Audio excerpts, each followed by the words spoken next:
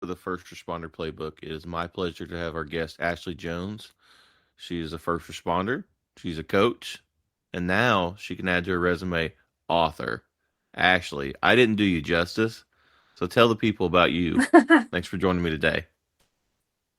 Thank you. So yes, I am a new author and I'm very, very excited to share that with the world. My background is I'm an empowerment coach for first responders, and I'm also a full-time police officer, and I've been in law enforcement for just over 13 years. Awesome. Was law enforcement always the goal, or just like some of us, did you kind of just backdoor into it? So excuse me, I'm just getting over a very bad cold, but um law enforcement has always been in the picture. It just wasn't always street policing. So when I was younger, I was trying to figure out different avenues to take within law enforcement because I was extremely overweight. So I'm like, there's no way that I can be a street cop. But obviously, things changed. I initially wanted to be a parole officer. But while I was within college, that changed. And then I started out from the bottom. I was a security officer, I became a peace officer, and then I went and do street policing. Okay. Um, when you say street policing, is that like a special unit, like street crimes of some sort, or It's just how I classify it. I just became a police officer because so the reason why I personally state it in the way that I do was the fact that when I was a peace officer, I was working on a college campus. So my duties were strictly for that area. So street policing is just how I classify it. fair enough? And for the listeners that are not familiar with law enforcement, there is a little bit of difference in how they operate on a day to day basis on a college campus versus maybe a municipality or a sheriff's office compared to calls, all kinds of stuff. And so, while they're both certified law enforcement, they are a little bit different. Yeah, So, so absolutely. tell me, Go ahead. no, go ahead. I was just going to say the difference, at least in New York State, is that peace officers, at least for where I was, I only had jurisdictional boundaries on the actual campus that I was working for. And then our arrest powers were actually, even though we had arrest powers, they were given to the local outside agency to make the arrests. So. Okay. Um, Once you made that transition into being actually outside of the campus, do you feel like that was the right, like, do you feel like it's such a different role? Do you enjoy it still? I mean, um I know that there is something to be said for like being on the front lines compared to like when I went to the training department or become a supervisor. I mean, you kind of miss being out there on the front lines every day. So do you still enjoy it every day today? I do enjoy the street work aspect of it. If I could go back, would I necessarily choose to become a police officer, or would I stay on the campus? I probably would stay on the campus just because New York State has really changed a lot for our laws, holding criminals accountable.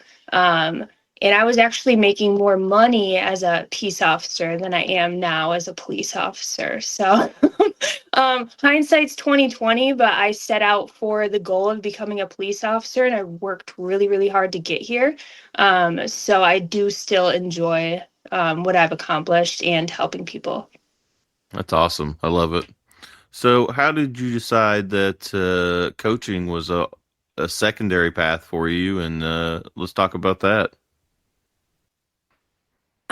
So just from me posting on social media, a lot of people would reach out to me and like ask me like, "Hey, can you help me with this?" Or "You should really look into being a coach. You're very inspirational, motivational. I think you could help a lot of people." So I sat with it a while, let it resonate with me, and I'm like, you know what? You're right. I should actually do that because it makes perfect sense. I'm doing it anyway. why not actually make something out of it? Yeah, for sure. So, did you go through like a certification process at all with that, or I mean, there are coaches that just kind of jump into it, you know, two toes, you're 10 toes down. What was your process like on that? Yeah, I was actually very surprised when I was researching that a lot you can just become like a life coach. And I'm like, Yeah. that's so interesting. Don't need to be certified. And I mean, I know your personal background is enough to coach somebody in life. I mean, you're living life, right? But that certification just helps, and it helps you hone in on your capabilities to help others. So I do have my life coaching certification. I do have a mindfulness coaching certification. There's a few other things that I would like to get as well. Because I would like to be a little bit more well-rounded and bring some other things to first responders that aren't quite out there yet, just to be fully helpful in what I know I'm capable of doing. Yeah, for sure. And I recently I'm working on my ICF certification, but I went through two different life coaching courses, one geared specifically for first responders, and then one geared towards more of a normal audience. And then in my doctoral classes, we did some coaching as well too. But I will say that what I thought coaching was, and I think what a lot of the general public thinks coaching is not really what coaching is. I think they think that you're there to give them advice and kind of push them in a direction to better themselves, and it's actually more of a reflection journey of making yourself better.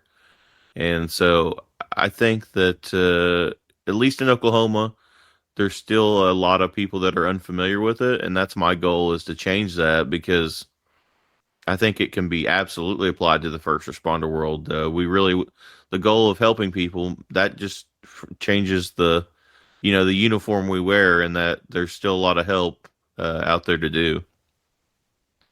Yeah, absolutely. Um, I think that the coaching aspect, at least from up here in New York State, it's very foreign to people, especially like first responders. When their ego gets in their way, they're like, "What do I need a life coach for?" Excuse me, or "What do I need an empowerment coach for?" Because their ego's in the way. But once they really dive into all that we can do with each other and help each other, it really is a great move. Yeah, and I think this last month was my 11th year in law enforcement, and Uh, I think it's slowly getting better in how we tackle those like mental health issues, changing that culture of silence, suffering in silence. But we're not where we need to be yet, and I think that's where coaching can come in. I really truly believe that we need to get to the point to where agencies are having, sort of like a peer support team, in that you have a coach that's bound by confidentiality agreements. But I look back on myself during COVID, and I got out for a year to sell insurance. Terrible time to do it.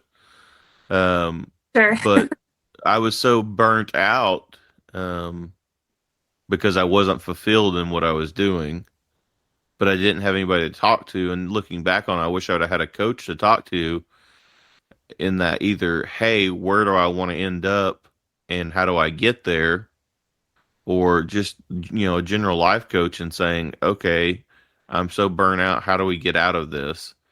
And that's really where I think that these bigger agencies that have, 100, 500 officers could benefit from a coaching program. And that when these people get to that wall, because they will get there, we don't want them to leave. We want them to flourish. We can start working with them to get them back on the right path.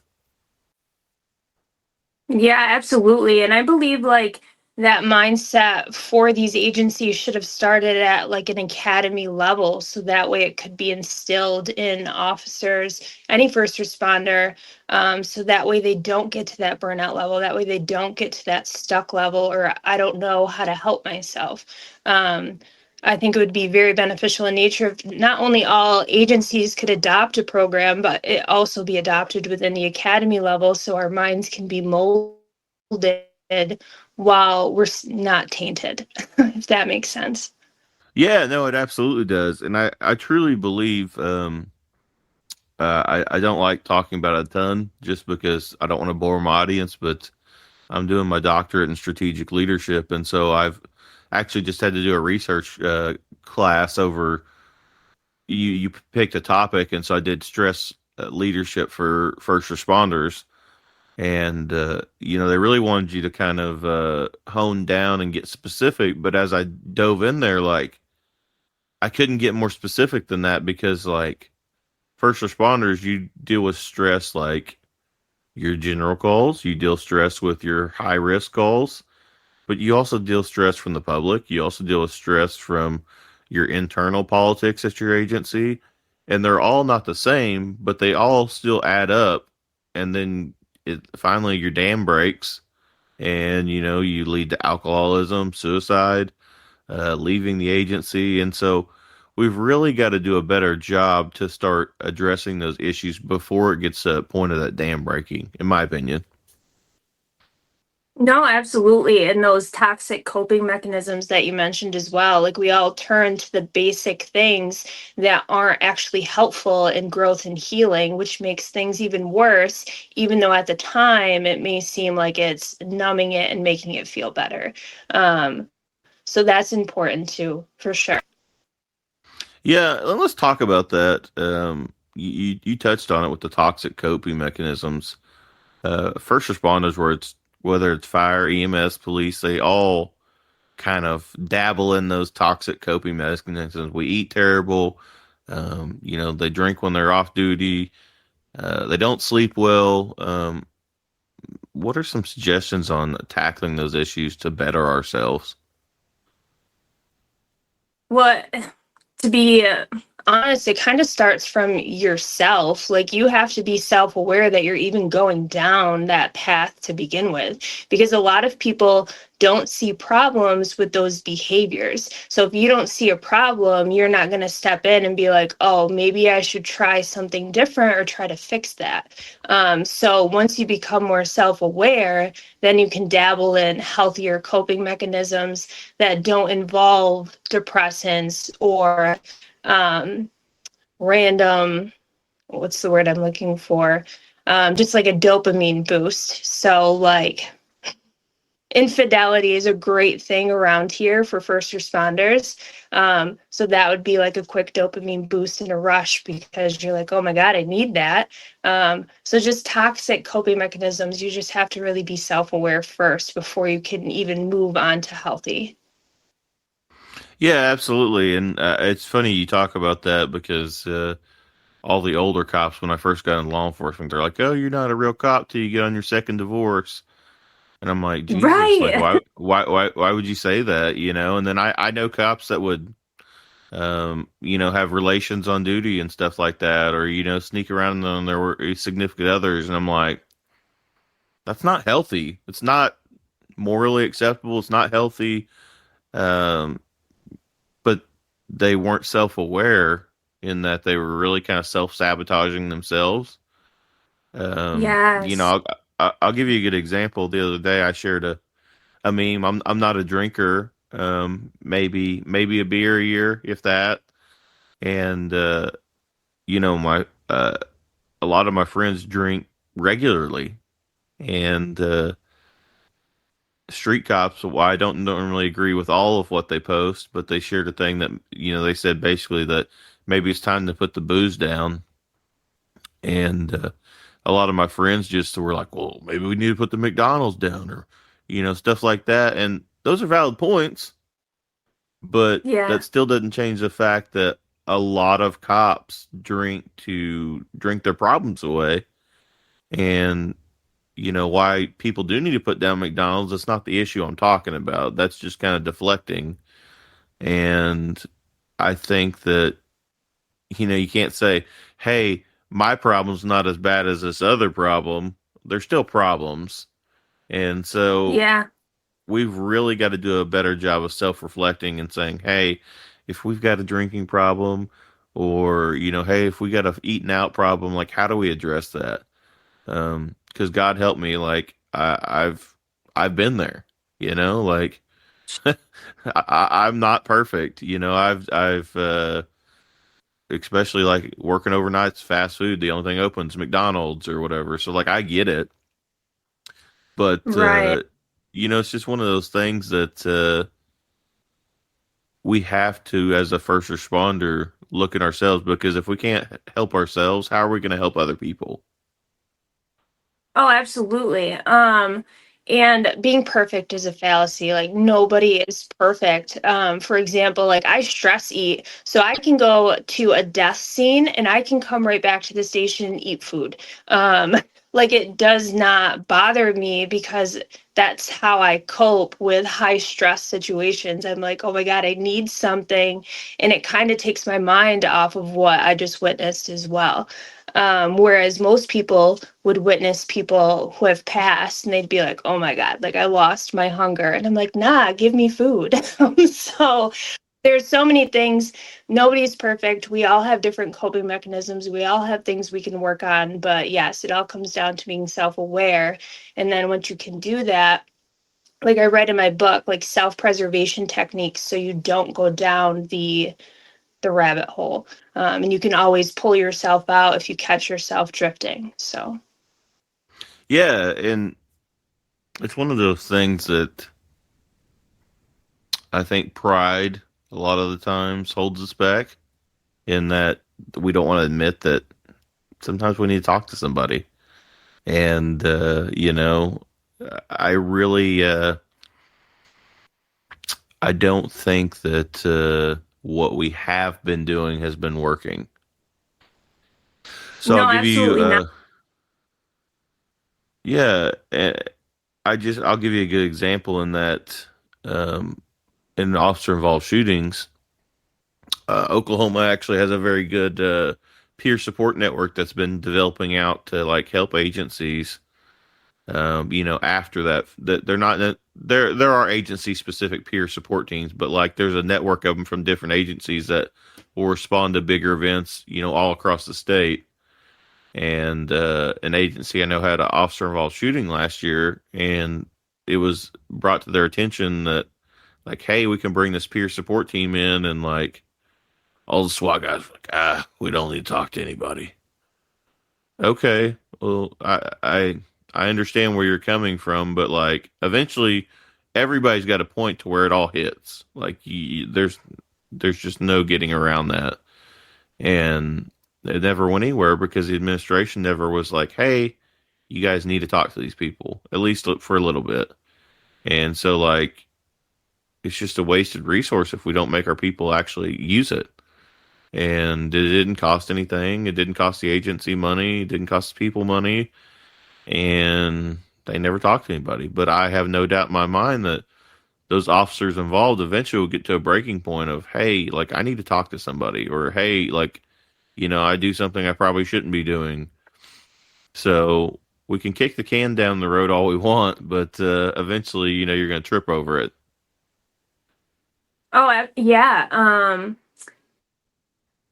And to say that this job doesn't affect you is a lie because it affects you, whether you're realizing that it does or not. So, in that case, yeah, your agency should be having your back enough to force you to go. Because no matter how much you say it doesn't affect you, it actually really does, whether you realize it or not. Yeah, and I laugh at it now because I skirted around the rules myself once, be involved in a critical incident, not where we took somebody's life, but somebody took their lives in front of us. And our agency was like, hey, you need to go see this therapist. And I'll give my partner credit. He went, and it actually turned him around completely, did a 360. He was kind of spiraling out of control for a long time. And he went through some EMDR training, and it helped him tremendously. But I didn't go, and no one ever like brought it back up to like, hey, did you actually go? Like, I need something to show that you actually went. And I'm sure I probably should have went, looking back on it. but I didn't. But no one ever like followed up with me to say, "Hey, you actually went." And it was just kind of a Sure. failure on the administration's part to like they never followed up. And like I've had some anxiety and stuff later on that popped up, and I have no doubt in my mind that part of it was from that. And so I need to hold myself accountable. Eventually, go and talk to somebody. I'm sure, but the agency definitely should have followed up and said, "Hey, did you go, dummy?" And they never Right. did. Yeah, a lot of people are afraid of the stigma that therapy holds. Um, Therapy is very hard, and you have to be very brave to put yourself out there to go to therapy. Not everybody needs to know you're going to therapy, but like I made it public that I went to therapy because it was helping me, and I wanted to help break that stigma for at least one person who might have viewed like my reel or my story on social media. Um, Therapy is very hard, but it's so helpful because all you really need is just someone to make you understand an outside perspective as to why you're acting, you're viewing things in the manner in which you are, and letting you know that, hey, it's okay. And it makes sense why this is happening to you or why you feel the way that you do. It's very validating. And then it's also helpful because you can learn new tips and tricks to further help yourself to become a better version of yourself. So therapy is a very brave space that you have to be willing to dive into, but I highly recommend it for anybody who's listening. Yeah, for sure. So let's talk about your coaching, and how you're wanting to help first responders with that. And I love a couple things. You are one, a female police officer. We need more of them for Yeah. sure. But two, you're a female coach wanting to help in a male-dominated field. Like that takes some Yeah. courage to put that out there, and I love it. And so let's talk about that and how your mission's to be a badass woman, but also, help the first responders as well. Yeah. The first responder group is a very delicate and like difficult group to help because we are so reserved to new things. We're very cut off. Um, my coaching business itself, I'll be honest, it's not booming because you have to adapt to your clients. So people around here are not very self-aware of what they're capable of. So me choosing to go this route has been a very difficult experience. But for those that I do help, it's so rewarding to watch people who give so much of themselves to others every single day finally give back to themselves. And that's really why I stay in it because it's so rewarding on so many levels. It's funny you talk about that because I agree wholeheartedly in that they kind of teach you to niche down and focus on like the people you want to help the most. And mine, I'll admit it, mine's not the most booming business either, um, because first responders are very hard to crack in that to get them to just try it. And like I I know a lot of cops are like, I don't got anything going on. Bullshit. Like I've done this job for 11 years now. Like I know you've been through some stuff, like either personal, career, leadership, wherever the case may be. And no one lives a perfect life. So like give it a try. And they're just like, I don't know, and so it's tough. It really is. But to the ones you actually do help, it's actually really rewarding, because you're making at least a little bit of difference. Right. And it's so funny because um like we'll run into a gunfight, we'll run into burning buildings, we'll do CPR on people, just random things. But as soon as we have to actually dive into ourselves, we're like, no, thanks, that's a little bit too uncomfortable for me. So I'm just going to stay stuck.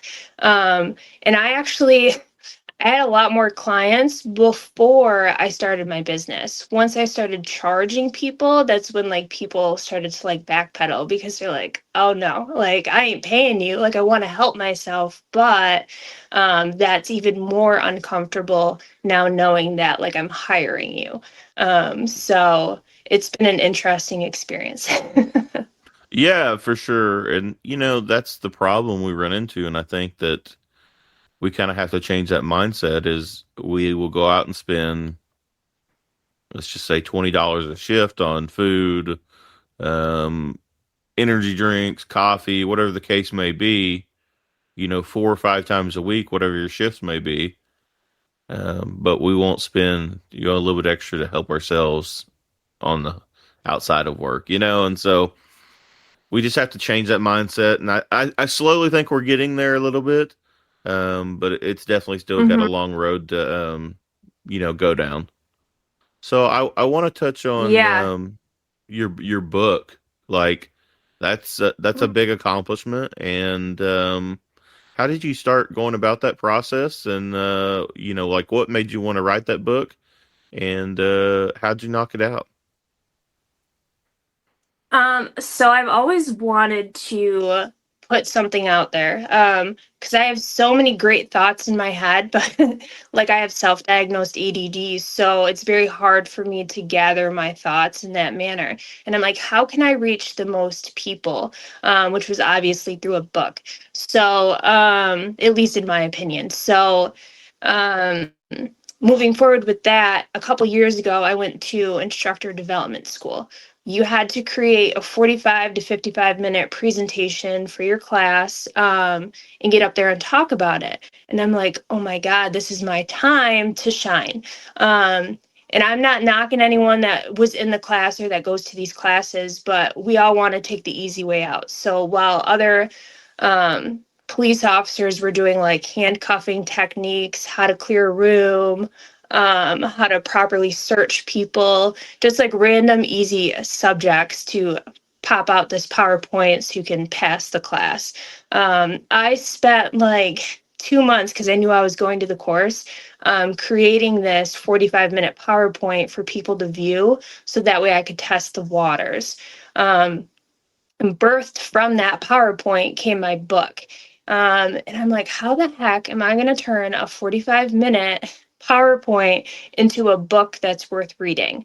Um, and I don't know if you know who Adam Davis is, Yes. but yeah, great humans. So we've been following each other on social media for a while. And he's like, hey, if you ever want to write a book, I really think you should. Like, I'll be your book coach, blah, blah, blah. And I'm like, no, no, like, I don't have the money. It's not in my finances. And then earlier this year, I was like, Ashley, you really just gotta freaking like get really really uncomfortable and get this ball rolling, because I've done a few other podcast interviews and they're like, oh, like what's your next steps for the future? And I'm like, oh, I would really like to write a book. So I was always saying it but never taking the actionable steps to do it. So Adam and I linked up, I think it was January, February, March, April or May of this year, and I started typing away. He became my book coach, and I turned my 45-minute presentation into a book. So it was a lot of hard work. I was working on it every day before I went into work.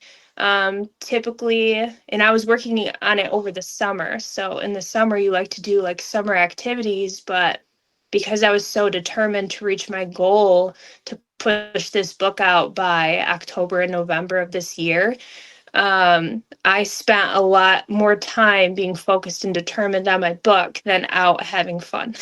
But it's been a very, very rewarding experience. That's awesome. Where can people like get your book at, and, kind of tell them what it's about? So the title of my book is The Tactical Pivot, Self-Preservation Techniques for First Responders. It is available on Amazon.com and Barnes and Noble. I'm trying to get it into local stores around here, but that's a little bit more difficult than I had expected, and it also takes time. Being a full-time police officer who works overtime, time is hard to come by. Um, but the book is, it's not a picture book. So sorry to anyone who doesn't like to read, but it's a very easy read. When I was editing it, I was able to read it in less than 48 hours. Like if you really dive into it, and they all start out the chapters with a personal story, whether it's law enforcement related, or personal life experience related. And then they'll go into different techniques, for things to help you with self-preservation.